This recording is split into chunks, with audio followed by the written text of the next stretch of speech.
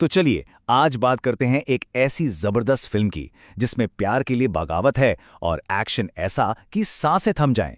जी हां, हम बात कर रहे हैं 2016 की ब्लॉकबस्टर हिट बागी की। तो सबसे पहले बात करते हैं फिल्म के टाइटल की, क्योंकि फिल्म की पूरी कहानी, इसका पूरा सार बस इसी एक शब्द में छिपा है, बागी। मतलब अ रेबल, एक विद्रोही। और यही एक लफ्ज हमारे हीरो की पूरी कहानी की बुनियाद है। और ये विद्रोही, ये बागी क्यों बना? इसकी बगावत का मकसद सिर्फ एक है, अपने प्यार को बचाना। बस इतनी सी बात। और यहीं से शुरू होती है एक ऐसी कहानी जो जुनून और हिम्मत से लबरेज है। लेकिन इस मिशन को, इस लड़ाई को समझने से पहले ये जानना जरूरी है कि ये लड़ाई है किसके बीच। तो चलिए मिलते हैं कहानी के किरदारों से। तो सबसे पहले हैं हमारे हीरो रॉनी सिंह, एक ऐसा नौजवान जो ऊपर से देखने में तो एकदम बेपरवाह, थोड़ा लापरवाह लगता है, पर असल में उसके अंदर मार्शल आर्ट्स का एक तूफान छिपा है। और फिर आती है सिया खुराना, वो स्पार्क, वो चिंगारी जिसकी जिंदा दिली और चुलबुलेपन पर रॉनी अपना दिल हार बैठता है। सिया ही है जो उसकी दुनिया में रोशनी बनकर आती है। और जाहिर है, हर कहानी में एक विलेन भी होता है। तो यहाँ है राघव शेट्टी, कहानी का वो तीसरा और सबसे खतरनाक कोना। एक इतना पावरफुल और बेरहम विलेन जो अपनी जिद पूरी करने के लिए किसी भी हद तक जा सकता है।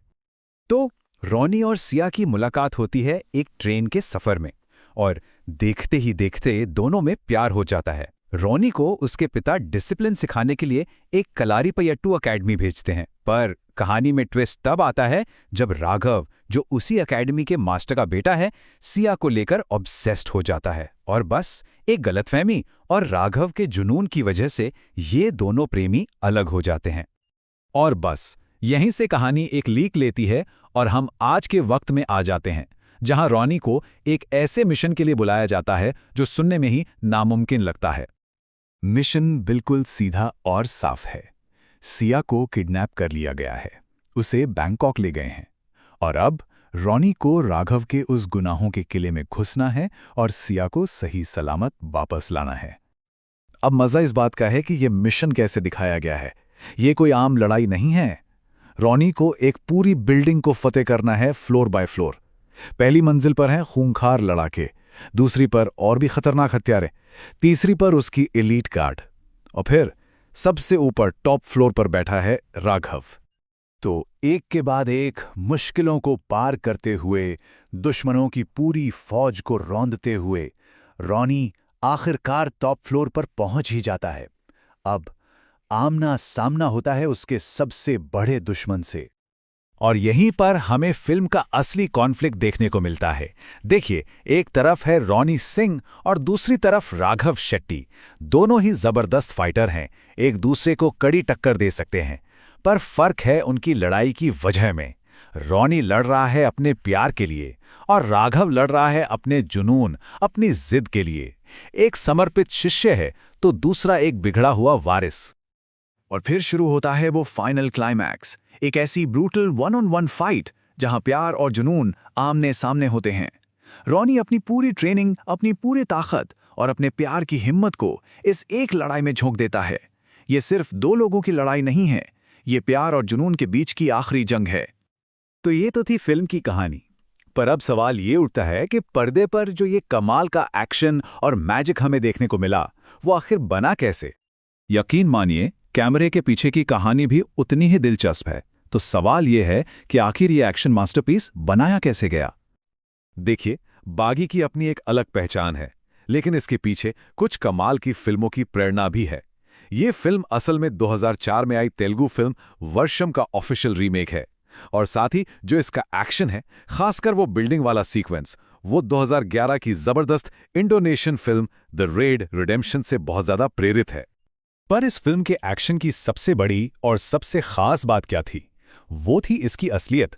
स्क्रीन पर लिखा है नो वायर्स, नो डबल्स, और ये सच है।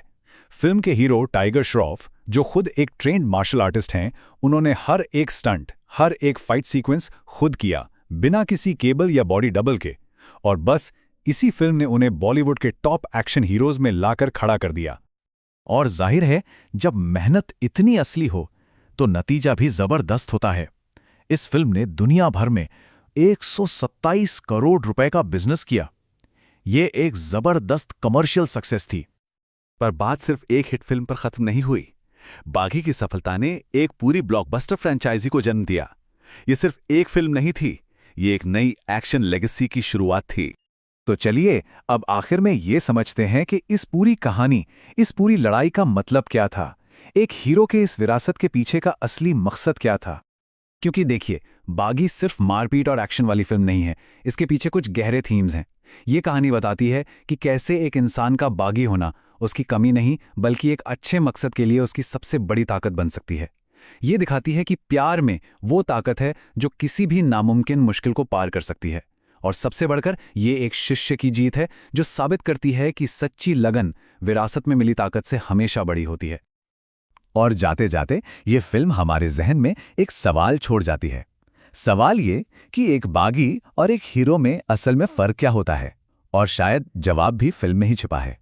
फर्क लड़ाई का नहीं, फर्क उस मकसद का है जिसके लिए वो लड़ाई लड़ी जा रही है।